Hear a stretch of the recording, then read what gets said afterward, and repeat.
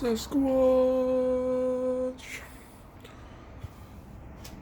So, round two, because first time I did this, apparently the audio didn't come out as well as it should have, and I'm new to this, guys. Give me a break.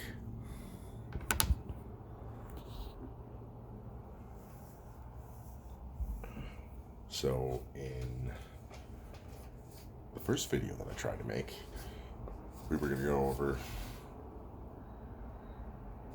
my favorite book in the whole entire world.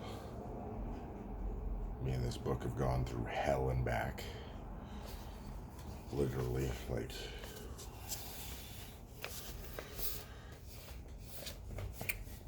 it's called The Subtle Art of Not Giving a Fuck.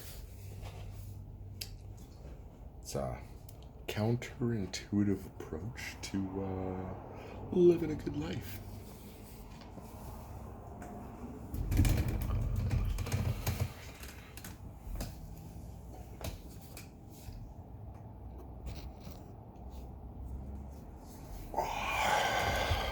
Well,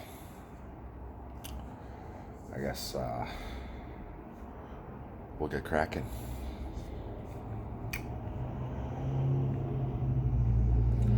Chapter 1.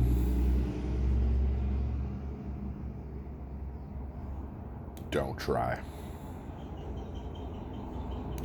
Don't do it. Don't. It starts off with a man named Charles Bukowski.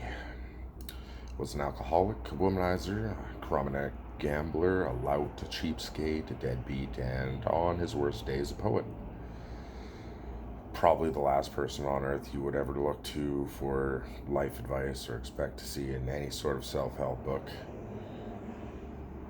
Which is why he's the perfect place to start, really. Bukowski wanted to be a writer, but for decades his work was rejected by almost every magazine, newspaper, journal, agent, and publisher he submitted to. His work was horrible, they said, crude, disgusting, depraved, and as the stacks of rejection slips piled up, the weight of his failures pushed him deeper into an alcohol-fueled depression that would follow him for the most of his life. Bukowski had a day job as a letter filer at a post office. He got paid shit money and spent most of it on booze, gambling away the rest at the racetrack. At night, he would drink alone and sometimes hammer out poetry on his beaten-up old typewriter. Often, he'd wake up on the floor having passed out the night before. 30 years went by like this. Most of it meaningless blur of alcohol, drugs, gambling, and prostitutes. Then when Bukowski was 50, after a lifetime of failure and self-loathing, an editor at a small independent publishing house took a strange interest in him. The editor couldn't offer Bukowski much money or much promise of sales, but he had a weird affection for the drunk loser. So he decided to take a chance on. It was the first real shot Bukowski had ever gotten, and he realized probably the only one he would ever get.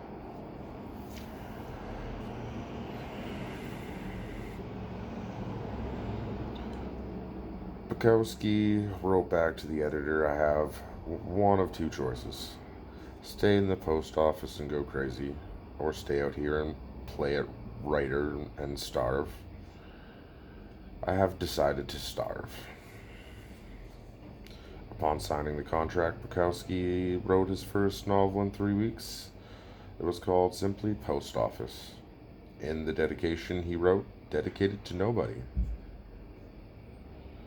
Bukowski would make it as a novelist, a poet, and he would go on and publish 6 novels and hundreds of poems, selling 2 million copies of his books. His popularity defied everyone's expectations, particularly his own. Stories like Bukowski's are the bread and butter of our cultural narrative. Bukowski's life embodies the American dream. A man fights for what he wants, never gives up, and eventually achieves his wildest dreams. It's practically a movie waiting to happen. We all look at stories like Bukowski's and say, see, he never gave up. He never stopped trying. He always believed in himself. He persisted against all the odds and made something of himself. It is then strange that on Bukowski's tombstone, the epitaph reads, "Don't try." See, despite the book sales and the fame, Bukowski was a loser. He knew it, and his success stemmed not from some determination to be a winner, but from the fact that he knew he was a loser, accepted it, and then wrote honestly about it. He never tried to be anything other than what he was. The genius in Bukowski's work was not in overcoming unbelievable odds or developing himself into a shining literary light. It was the opposite. It was his simple ability to be completely unflinchingly honest with himself, especially the worst parts of himself, and to share his failings without hesitation or doubt. This is the real story of Bukowski's Success. Ugh. His comfort with himself as a failure, didn't give a fuck about success. Even after his fame, he still showed up to poetry readings, hammered and verbally abused people in his audience. He still exposed himself in public and tried to sleep with every woman he could find. Fame and success didn't make him a better person, nor was it to be by becoming a better person that he became famous and successful. Self-improvement and success are often occur together, but that doesn't necessarily mean they're the same thing. Our culture today is obsessively focused on unrealistically positive expectations. Be happier, be healthier, be the best, better than the rest, be smarter, faster, richer, sexier, more popular, more productive, more envied, and more admired. Be perfect and amazing and crap out 12-karat gold nuggets before breakfast each morning while kissing yourself. Self-ready spouse and 2.5 kids goodbye. Then fly your helicopter to your wonderful, fulfilling job where you spend your days doing incredibly meaningful work that's likely to save the planet one day. But when you stop and really think about it, conventional life advice, all the positive and happy self-help stuff we hear all the time, is actually fixated on what you lack. It lasers in on what you perceive your personal shortcomings and failures to already be, and then emphasizes them for you. You learn about the best ways to make money because you feel you don't have enough money already. You stand in front of the mirror and repeat affirmations saying that you're beautiful because you feel as though you're not beautiful already. You follow dating and relationship advice because you feel that you're unlovable already. You try goofy visualization exercises about being more successful because you feel as though you aren't successful enough already.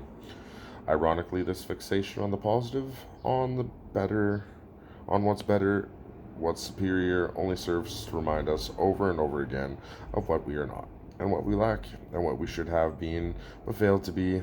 After all, no true happy person feels the need to stand in front of a mirror and recite that they're happy. They're just happy. There's a saying in Texas, the smallest dog barks the loudest. A confident man doesn't feel a need to prove that he's confident. A rich woman doesn't feel a need to convince anybody that she's rich.